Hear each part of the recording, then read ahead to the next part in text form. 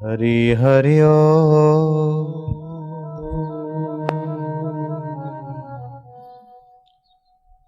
हरि ओम।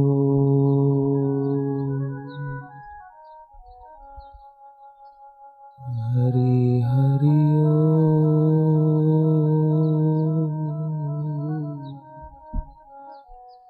हरि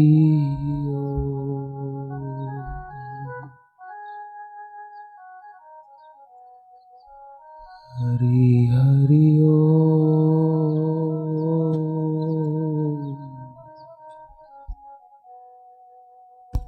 हरि ओम।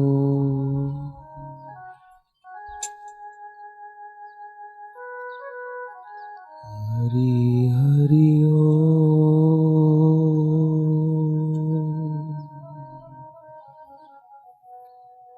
हरि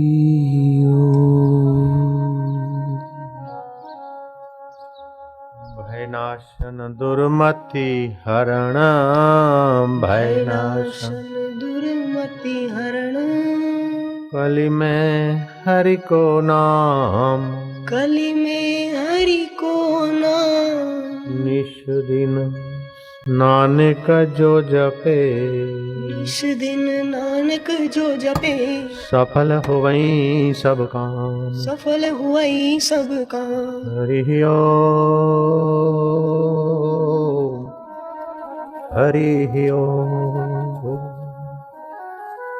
अगर बैठे बैठे थके हैं तो अपनी जगह पे खड़े होकर बैठ जाएं और ये सार सत्संग भगवान श्री कृष्ण के अनुभव के वचनों को सुनते ही आप अपना रहस्यमय प्रसाद पा सकते हैं।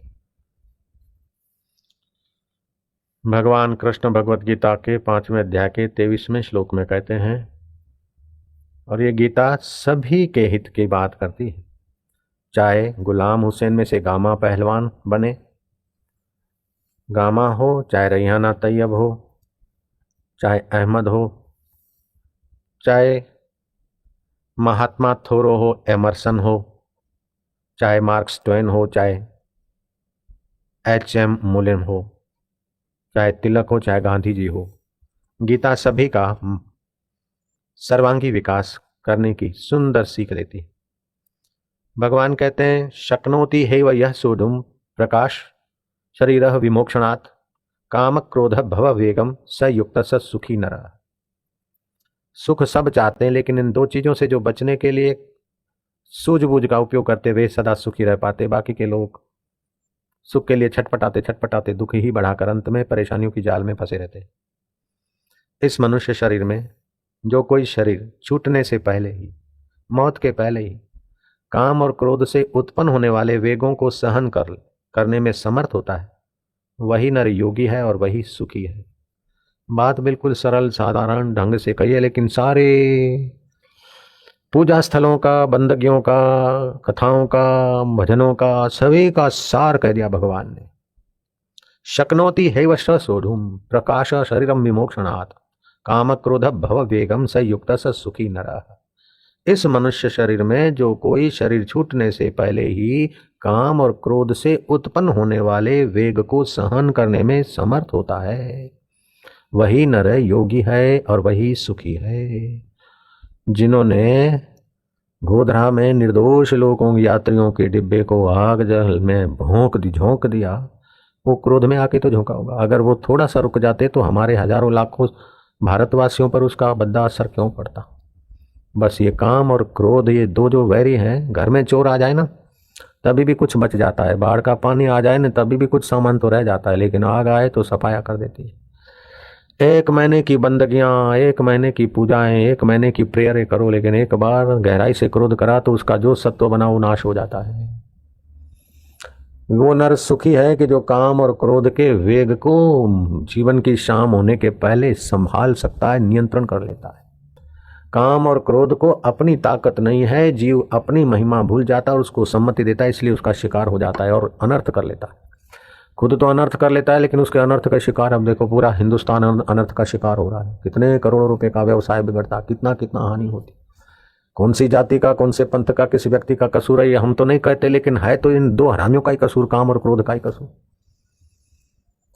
काम विकार आ जाए तभी भी आदमी की शांति भंग हो जाती है और वो बेईमान हो जाता है, कुछ न कुछ कपट कर लेता है। क्रोध आ जाए तो एकदम क्रूरता के साथ की वृत्ति में न जाने क्या कर डालता है। वो आदमी सुखी है जो काम और क्रोध के वेग को रोकने में सफल हो गया है। काम किसी वस्तु, व्यक्ति के विषय की कामना ने जोर पकड़ा, अब वो कामना ने जोर पकड़ा, उस कामना को विवेक से नियंत्रित करे, धर्म के अनुकूल है तो उपयोग करे, नहीं तो फिर उसके पीछे न मरे। क्रोध आया, थोड़ा धैर्य रखे तो इन उद्वेग आवेशों से बच जाता आदमी, नहीं तो उन्हीं बातों का विचार करते करते न जाने कहां कहां अनर्थ पहुंचा देते आदमी को।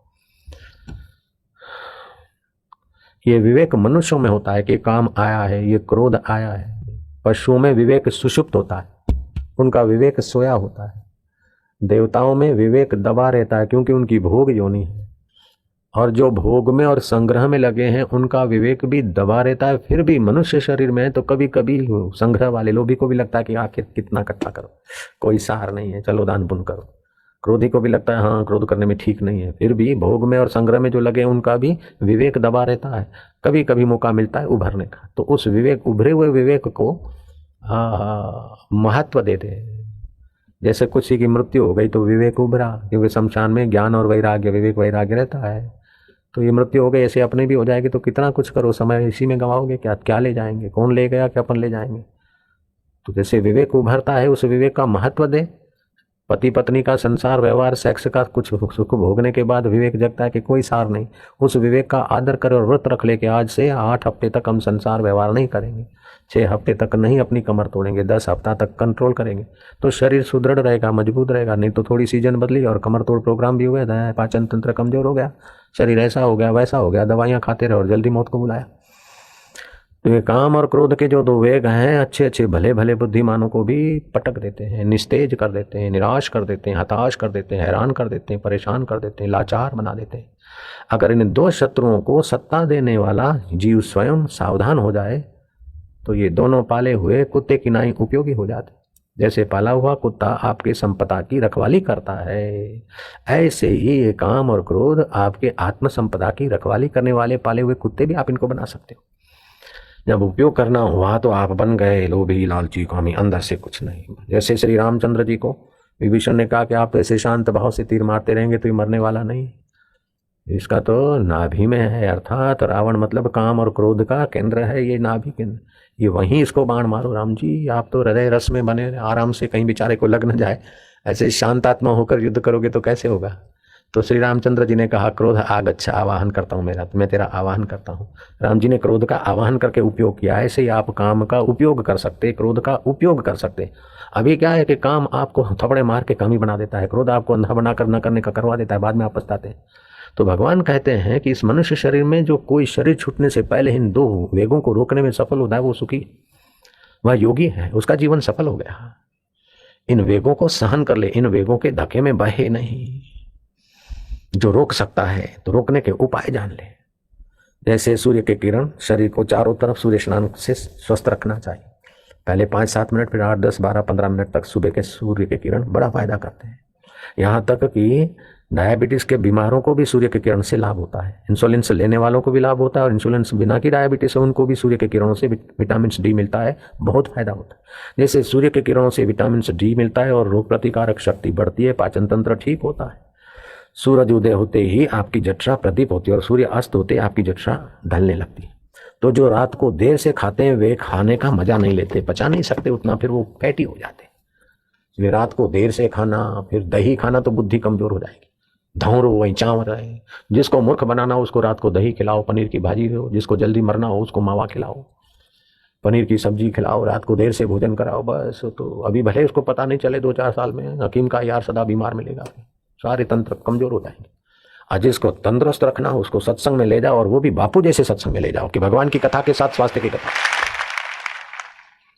बापू की सत्संग में ले जाओ। देखो मोनोपोली है अपनी। अभी आप घर बैठे ये बात सुन लेना कि ठंडे जो पेय पीते हो वो अभी तो अच्छे लगते हैं, मजा देते हैं, लेकिन हानि से भरे हुए हैं। इन पेयों से अपने को बचाओ। हाँ, उसकी गन्ने का रस है, उसमें पानी डाल के उबाल के थोड़ा पानी सूख जाए, बाकी का वो बच्चों को पिलाओ, पियो, अच्छा है। नींबू की शिकंजी अच्छी है, दही का लस्सी, मट्ठा वट्ठा नहीं। हाँ, दही को बिलो बिलो के ऐसा करो मक्खन अलग हो जाए, बाद में उसमें जीरा सिंधव आदि डाल के थोड़ा बहुत ले सकते हैं। कुछ लोग ऐसी भ्रांति में पड़े कि चलो गर्मी है तो जरा दही ठंडा है। अरे दही का तासीर गर्म होता है, जाड़ों में दही खाना चाहिए, गर्मियों में दही खाया जाता है कहीं? हाँ, जिसको पथरी की बीमारी करनी और गैस की बीमारी करनी, उसको पालक की सब्जी रात को खिलाओ, और जिसको विटामिन खूब देना है उनको पालक की सब्जी दिन को खिलाओ। जयराम जी की। तो पालक तो वही कि वही रात को खाते तो हानि होती है, दिन को खाते तो फायदा होता है। भोजन भी देर रात को खाते तो हानि होती है, और सूरज के धूप में ज्यों ज्यों शरीर मजबूत पकता है उस समय खाते तो फायदा होता है। सुबह सादा सौदा खाना चाहिए, सुपाच्य, और दोपहर को जम के खाना चाहिए, और शाम को सूर्यास्त होने के पहले कई लोग खा लेते हैं, बहुत अच्छी बात है। नहीं तो जितना हो सके रात्रि का भोजन जल्दी से जल्दी कर ले, रात को जितनी देर उतना मंदाग्नि, और उतने फिर भारीपन, सुबह शरीर जकड़ा पकड़ा।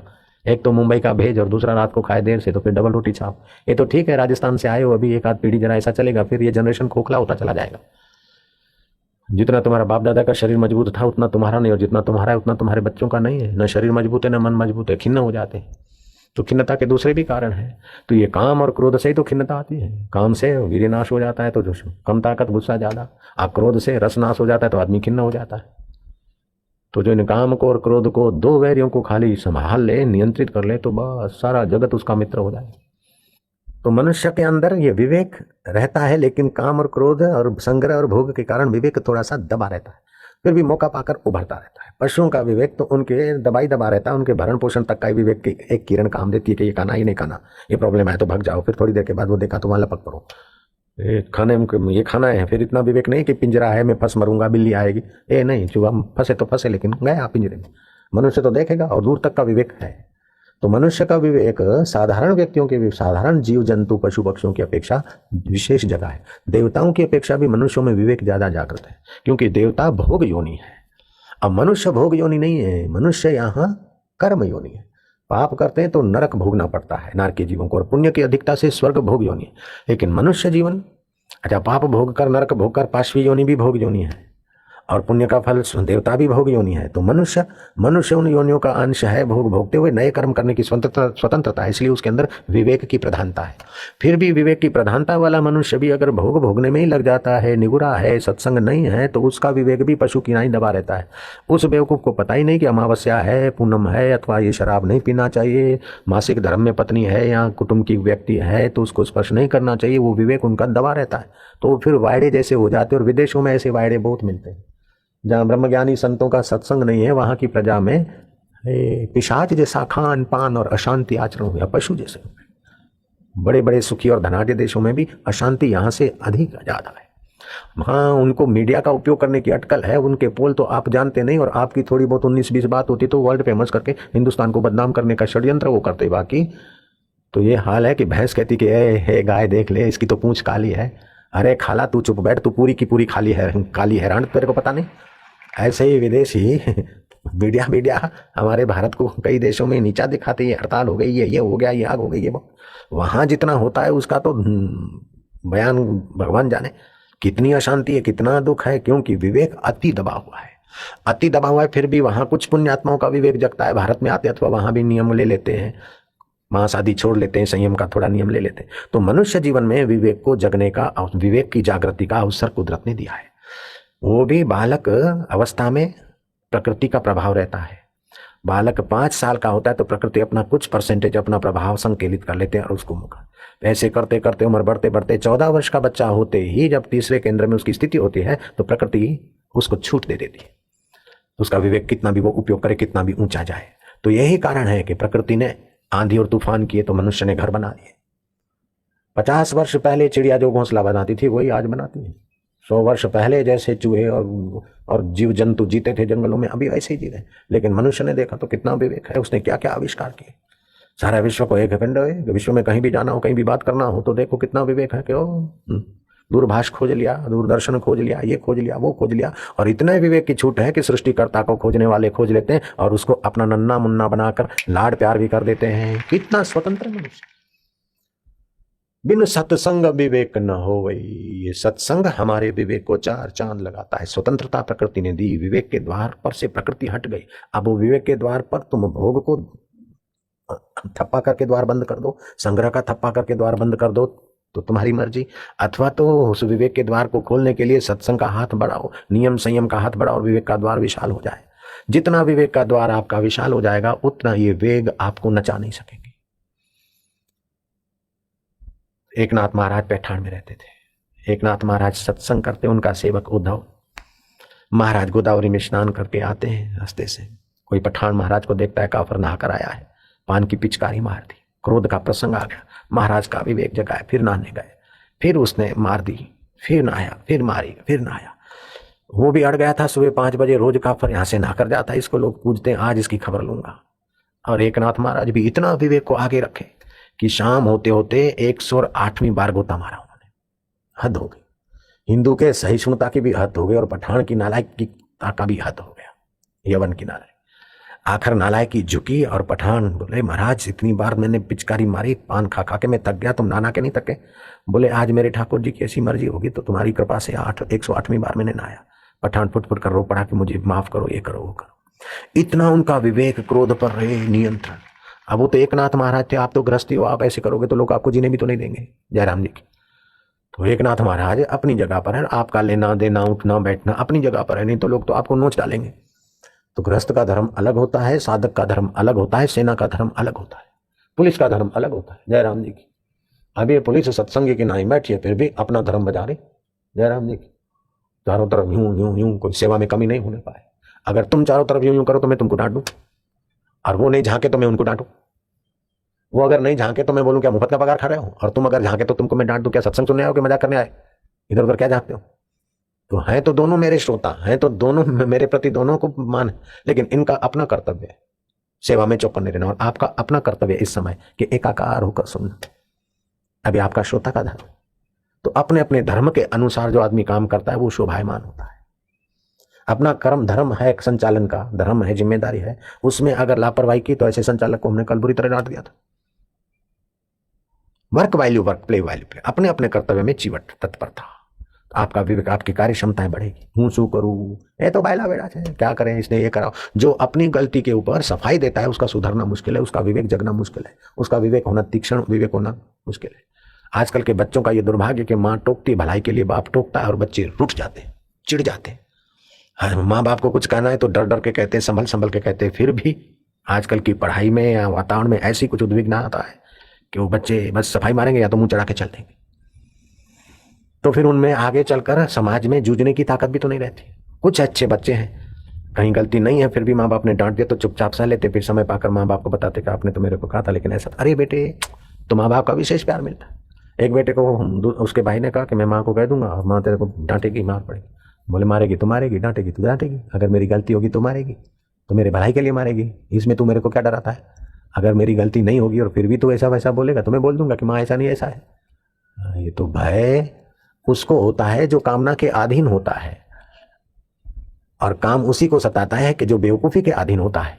लेकिन जो माता पिता शास्त्र और विवेक के अधीन है, उनको न काम दबोचता है, न क्रोध दबोचता है, न भय नोचता है, न शोक नोचता है, वो तो आत्मरामी होकर तर जाते आराम से। जीवन जितना आपको अभी दुखी और जटिल दिख रहा है, वास्तव में ऐसा जीवन नहीं है। दुख और जटिलता तो अविवेक से बड़ी है, अविचार से बड़ी है। न खाने का खा लिया, देखा जाएगा, लस्सी पी ली, पकोड़े खा लिए, फलाने खा लिए, फिर बीमारी हुई। अब बीमारी हुई तो उपवास करे, थोड़ा सा पेट साफ रहे, शरीर साफ रहे, सूर्य के किरण ले, नहीं इंजेक्शन भोंकवाए। अब इंजेक्शन भोंकवाए तो आपके शरीर में जो कफ से या कच्चे रस से जो बुखार था, रस को पकाने के लिए, उस बुखार को दबाने के लिए इंजेक्शन मार दिया। आपके अंदर का जो कफ है वो वहाँ सूख गया, आपको आराम मिल गया। लेकिन समय पाकर वो 2, 5, 10 साल, 15 साल, 25 साल में कैंसर की बीमारी होगी। कनू भाई करके एक अपना साधक है, तो उसको मैंने कहा कि तुम मोटा हो गया, तेरा ध्यान रखा कर, हिंदुस्तान आ जा। आऊँगा। फिर एक बार इधर दर्द हुआ, थोड़ा सा दर्द हुआ तो हॉस्पिटल में भर्ती हुआ, तो बोले प्रॉब्लम है, ऑपरेशन करना पड़ेगा। तो वो हमारे से संपर्क नहीं कर सका, एडमिट हो गया। ऑपरेशन करते उस नस में से जो कफ और वायु भर गया, तभी दर्द हुआ था।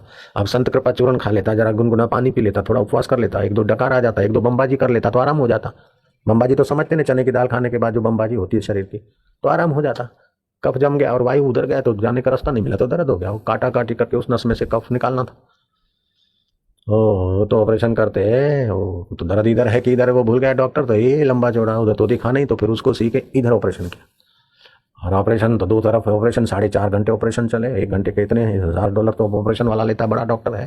ऐसे करते कराते $1,20,000 कुल लगे, ज़्यादा नहीं, 56 लाख रुपए हिंदुस्तान के उसके लग गए। और पेन किलरें खा खा कर और नींद हलाने की गोलियां खा खा कर उसे नींद नहीं आती, तंद्रा आती थी। ऐसी हालत हुई कि वो बिस्तर में पड़े पड़े रोता था और मेरे को समाचार आया। मैंने टेलीफोन पे बात की, मैं क्या बेवकूफ़ है तू आया नहीं तब?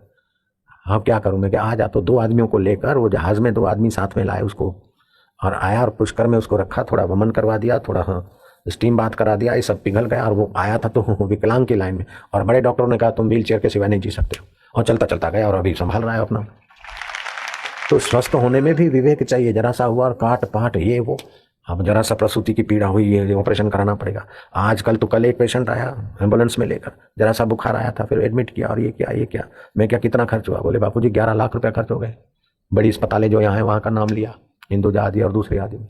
मैंने कहा ये तो भाई अब हम क्या कहें, ये तो एक दूसरे से कमीशन बंधा रहता है। ब्लड टेस्ट करो तो इतना मिलेगा, फलाना कराओ तो इतना मिला है। पेशेंट को भटका कर पैसे वाले थे, इसीलिए तुम्हारी हालत ये हुई है। हमारे वैद्य ने कहा बापू अगर कहते तो मैं ऐसे ही ठीक कर देता हूँ। मैं कहा हाँ वैद्य के पास चले जाओ। तो इसमें भी विवेक चाहिए, स्वस्थ होने में भी विवेक चाहिए, खाने पीने में भी विवेक चाहिए। ऐसे काम और क्रोध आए उस समय विवेक चाहिए। एक वैश्या ने विवेक की शरण ली और महान आत्मा बन गई। एक नाथ महाराज सत्संग करते, पठान का तो चित्त बदला, लेकिन पास में एक रास्ते में एक वैश्या का घर था। उसने इस महापुरुष की काम और क्रोध पर विजय देखकर उसमें श्रद्धा हो गई। खोटे काम करती थी, भोगी थी, विवेक दबा था, फिर भी वो विवेक कभी कभी तो जगता है। जैसे लोभी का विवेक कभी कभी लोभ से उबता है, कामी का विवेक जगता है, क्रोधी का विवेक भी कभी कभी जगता है कि मैंने गलत किया। क्योंकि मनुष्य शरीर में विवेक जागने की प्रधानता है, तो उसका फायदा लेना चाहिए।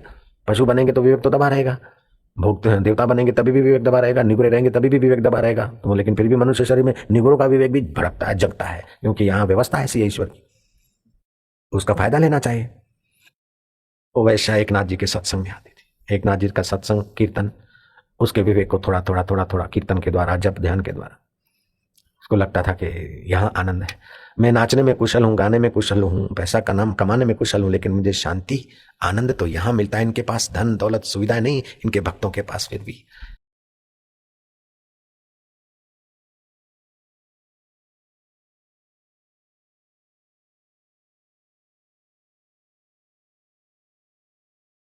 इनके भक्त जितने सुखी हैं उतने मेरे ग्राहक दुखी हैं।